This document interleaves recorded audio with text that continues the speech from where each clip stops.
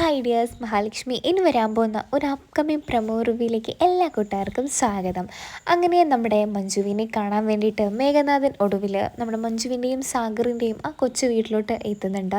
അങ്ങനെ മേഘനാഥൻ മനസ്സിലാക്കുന്നുണ്ട്, എന്തായാലും മഞ്ജുവിനെ കളഞ്ഞാൽ തനിക്ക് കിട്ടാനുള്ള സ്വത്തുക്കളും പണങ്ങളൊന്നും കിട്ടാതിരിക്കും. അതുകൊണ്ട് മഞ്ജുവിനെ കൊണ്ട് തിരിച്ചു വരുത്താൻ വേണ്ടി എന്തെങ്കിലുമൊക്കെ ചെയ്തേ മതിയാവുള്ളൂ എന്നൊക്കെ മേഘനാഥൻ ഇങ്ങനെ ചിന്തിക്കുന്നുണ്ട്. എന്തായാലും ഇന്ന് അവളെ രാത്രി പോയി കണ്ടിട്ടും നമുക്ക് എന്തെങ്കിലുമൊക്കെ ശരിയാക്കാം എന്നൊക്കെ നമ്മുടെ പ്രതാപൻ്റെ അടുത്ത് പറയുന്നുണ്ട്. അങ്ങനെ മേഘനാഥനാണെങ്കിൽ മഞ്ജുവിൻ്റെ അരികിലേക്ക് പോകുന്നുണ്ട്. അവിടെയാണെങ്കിൽ നമ്മുടെ സാഗർ മഞ്ജുവിന് വേണ്ടിയിട്ട് ജോലിക്ക് അന്വേഷിച്ച കാരണത്തിന് വേണ്ടിയിട്ടൊക്കെ പുറത്തു പോയത് കൊണ്ട് തന്നെ അവിടെ സാഗർ ഉണ്ടായിരുന്നില്ല. അവിടെ മഞ്ജു തനിച്ചായിരുന്നു ഉണ്ടായത്. അതുകൊണ്ട് തന്നെ നമ്മുടെ മേഘനാഥൻ അവിടെ കയറിപ്പറ്റാൻ പെട്ടെന്ന് തന്നെ സാധിച്ചു എന്ന് തന്നെയാണ് നമുക്ക് ഇതിൽ കാണാൻ കഴിയുന്നത് തന്നെ. അങ്ങനെ നമ്മുടെ മഞ്ജു ആണെങ്കിലും മേഘനാഥനോട് പറയുന്നുണ്ട്, ഈ ഒരു സമയത്ത് നീ ഇവിടെ വരാൻ പാടില്ലായിരുന്നു, എൻ്റെ ഭർത്താവ് ഇപ്പോൾ ഇവിടെ ഇല്ല എന്നുള്ള രീതിയിൽ സംസാരിക്കുന്നുണ്ട്. അപ്പോൾ മേഘനാഥൻ പറയുന്നുണ്ട്, നിനക്ക് എപ്പോഴാണ് ഭർത്താവൊക്കെ ഉണ്ടായത്? നീ ചെറുപ്പം മുതൽ സ്നേഹിച്ചതും ആഗ്രഹിച്ചതും എന്നെ മാത്രമല്ലേ, ഇപ്പോൾ നിനക്ക് വേറെ ഭർത്താവൊക്കെ ഉണ്ടായോ മഞ്ജു? നിനക്ക് എങ്ങനെ തോന്നുന്നു ഇങ്ങനെ ചെയ്യാൻ? എനിക്ക് യാതൊരു പ്രശ്നവുമില്ല നീ സാഗറിൻ്റെ കൂടെ കല്യാണം കഴിച്ചത്. നീ എന്തായാലും ഇപ്പോൾ എൻ്റെ കൂടെ വന്നേക്ക്, ഞാനെല്ലാം മറന്നോളാം എന്നൊക്കെ പറയുന്നുണ്ട് മഞ്ജുവിനോട് മേഘനാഥനാണെങ്കിൽ. അപ്പം മേഘനാഥൻ്റെ മുഖത്ത് നോക്കിയിട്ട് മഞ്ജു പറയുന്നുണ്ട്, നീ എന്താടാ വിചാരിച്ചത്? നിൻ്റെ കള്ളങ്ങളൊന്നും ഞാൻ അറിയില്ലെന്നോ? എന്നാൽ എല്ലാ സത്യങ്ങളും അറിഞ്ഞതുകൊണ്ട് തന്നെയാണ് ഞാനിവിടെ നിൽക്കുന്നതെന്നുള്ളത് നിനക്ക് നന്നായിട്ടറിയാം. വീണ്ടും എന്തിനാ എന്നെ ബുദ്ധിമുട്ടിപ്പിക്കാൻ ഇങ്ങോട്ടേക്ക് വന്നത്? എനിക്കൊരിക്കലും നിന്നെ ഇനി സ്നേഹിക്കാൻ കഴിയില്ല മേഘനാഥ എന്നൊക്കെ മഞ്ജു പറയുന്നുണ്ട്. നീ പറഞ്ഞത് വളരെയധികം ശരി തന്നെയാണ് മേഘനാഥ. എനിക്ക് ചെറുപ്പം മുതൽ നിന്നെ തന്നെയായിരുന്നു ഇഷ്ടം. വലുതായി വന്നപ്പോഴും ആ ഇഷ്ടം അങ്ങനെ തന്നെ ഉണ്ടായിരുന്നു. എന്നാൽ നീ എന്നെ കബളിപ്പിക്കുകയായിരുന്നു, അതിലൊരു കുഞ്ഞുമുണ്ടായിരുന്നു എന്നുള്ള കാര്യം അറിഞ്ഞപ്പോൾ മുതൽ നിന്നോട് എനിക്ക് വെറുപ്പും പകയായി. നിന്നെ ഞാൻ മറന്നിട്ടൊന്നുമില്ല. ജീവിക്കാൻ ആഗ്രഹമില്ലാത്ത സമയങ്ങളിൽ ഞാൻ നിന്നെപ്പറ്റി അങ്ങ് ആലോചിക്കും. അപ്പോൾ എനിക്ക് നന്നായിട്ട് ജീവിക്കണം എന്നുള്ള വാശി കയറും. അങ്ങനെയാണ് ഞാൻ ഇതുവരെ എത്തിയതെന്നൊക്കെ മേഘനാഥൻ്റെ മുഖത്ത് നോക്കി മഞ്ജു പറയുന്നുണ്ട്. മേഘനാഥൻ ഇതൊക്കെ കേട്ടിട്ട് നല്ല ദേഷ്യമൊക്കെ വരുന്നുണ്ട്. അങ്ങനെ മേഘനാഥൻ മഞ്ജുവിനോട് പറയുന്നുണ്ട്, എനിക്ക് യാതൊരു പ്രശ്നവുമില്ലെന്ന് ഞാൻ പറഞ്ഞില്ലേ, കാരണം ഞാനും ഒരുപാട് തെറ്റുകളൊക്കെ ചെയ്തിട്ടുണ്ട്. അതുകൊണ്ട് നീ ഒരു തെറ്റൊക്കെ ചെയ്താൽ ഞാനങ്ങ് ക്ഷമിക്കാം മഞ്ജു, നീ ഒന്നും പേടിക്കണ്ട, നമുക്കിപ്പോൾ തന്നെ പോവാം സാഗർ വരുന്നതിൻ്റെ മുന്നേ. അപ്പോൾ നമ്മുടെ മഞ്ജു പറയുന്നുണ്ട്, നീ എന്താടാ പറയുന്നത്? നീ കണ്ടിട്ടുള്ള പെൺപിള്ളേരെ പോലെയല്ല ഞാൻ എന്നൊക്കെ മഞ്ജു പറയുന്നുണ്ട്.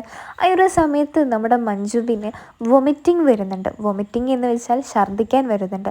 ഛർദ്ദിച്ച മഞ്ജു ആണെങ്കിൽ അവിടെ മൊത്തം ഭയങ്കരമായിട്ട് ടെൻഷൻ അടിക്കുന്നുണ്ട്. കാരണം മേഘനാഥൻ ഏകദേശമൊക്കെ മനസ്സിലായി മഞ്ജു എന്തിനാണ് ഛർദ്ദിച്ചത് എന്നുള്ള കാര്യം. അതുകൊണ്ട് തന്നെ നമ്മുടെ മേഘനാഥൻ ഇങ്ങനെ നോക്കി നിൽക്കുന്നുണ്ട്. എന്താ മഞ്ജു, എൻ്റെ കുഞ്ഞിനെ ഉദരത്തിൽ ചുമന്നിട്ടാണോ നീ എന്നോട് ഈ കളി ചെയ്തത് മഞ്ജു? എന്തായാലും സാഗറിൻ്റെ കുഞ്ഞല്ല നിൻ്റെ വയറ്റിയുള്ളതെന്നുള്ള കാര്യം എനിക്ക് നന്നായിട്ടറിയാം. ഈ കാര്യം സാഗർ അറിയുമ്പോൾ എന്തായാലും അവൻ നിന്നെ വിട്ടിട്ട് പൊക്കോളും എന്നുള്ള രീതിയിൽ മഞ്ജുവിനോട് സാഗറിനെ പറ്റി മേഘനാഥൻ ഇങ്ങനെ പറയുന്നുണ്ട്. അപ്പോൾ മഞ്ജുവിന് വളരെയധികം തന്നെ സങ്കടം തോന്നുന്നുണ്ട്. ഇനിയിപ്പോൾ എന്താ ചെയ്യുക? മേഘനാഥനാണെങ്കിൽ എല്ലാ കാര്യവും മനസ്സിലാക്കിയ മേഘനാഥൻ എന്തായാലും സാഗറിനെ വിളിച്ച് ഈ ഒരു കാര്യം പറയും എന്നുള്ള കാര്യം മഞ്ജുവിന് ഉറപ്പായി. അതുകൊണ്ട് തന്നെ മഞ്ജു ആകെ മൊത്തം ഒന്ന് ഭയക്കുന്നുണ്ട്.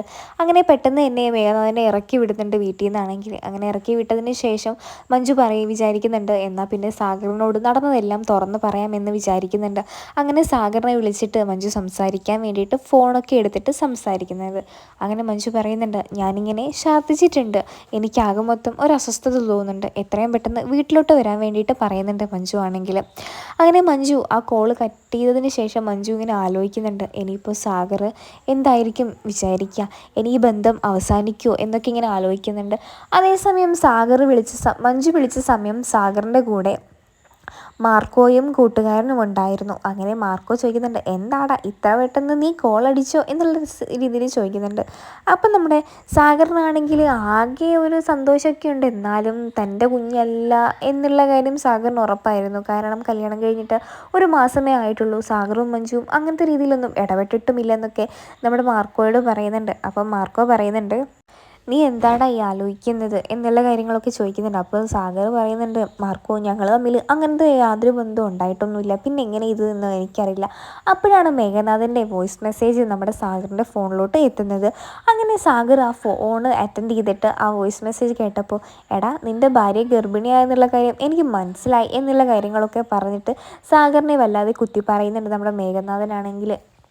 അങ്ങനെ സാഗറാണെങ്കിൽ ഒരു നിമിഷം ചിന്തിക്കുന്നുണ്ട് എങ്ങനെയാണ് ഈ ഒരു കാര്യങ്ങളെല്ലാം ഇവൻ അറിഞ്ഞത് എന്നുള്ള കാര്യം മാർക്കോയോട് ചോദിക്കുന്നുണ്ട്. അപ്പോൾ മാർക്കോ പറയുന്നുണ്ട്, നീ ഒരിക്കലും നിൻ്റെ പെണ്ണിനെ സംശയിക്കാൻ പാടില്ല സാഗറെ.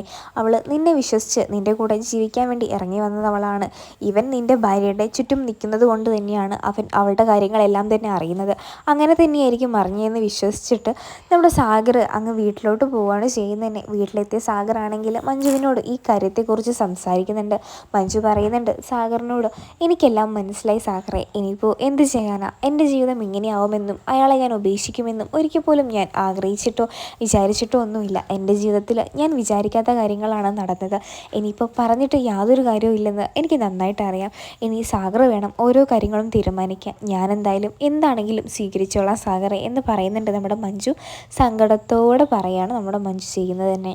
അപ്പോൾ സാഗറാണെങ്കിൽ എന്താ ചെയ്യേണ്ടത് എന്നൊരവസ്ഥയിൽ ഇങ്ങനെ നിൽക്കുകയാണ്. കാരണം സാഗറിൻ്റെ മനസ്സിൽ മഞ്ജു പറഞ്ഞ കാര്യങ്ങളുണ്ട്, മേഘനാഥൻ പറയുന്ന കാര്യങ്ങളുണ്ട്. അങ്ങനെ ആകെ മൊത്തം സംശയങ്ങളിങ്ങനെ കുടുങ്ങിക്കിടക്കുകയാണ് നമ്മുടെ സാഗറിൻ്റെ മനസ്സിലാണെങ്കിൽ. ഇനിയിപ്പോൾ എന്ത് ചെയ്യണമെന്ന് മേഘനാഥന് മാത്രമേ അറിയുള്ളൂ. കാരണം മേഘനാഥൻ്റെ കുഞ്ഞാണ് നമ്മുടെ മഞ്ജുവിൻ്റെ വയറ്റിൽ വളരുന്നുള്ള കാര്യം സാഗറിന് മനസ്സിലായി. അതുകൊണ്ട് തന്നെ കോടതി വിധി എന്തായാലും സാഗറിനെതിരെയായിരിക്കുമോ എന്നുള്ള ഭയങ്ങളെല്ലാം സാഗറിൻ്റെ മനസ്സിൽ കൂടെ കടന്നു പോകുന്നുണ്ട് ആ ഒരു നിമിഷത്ത്.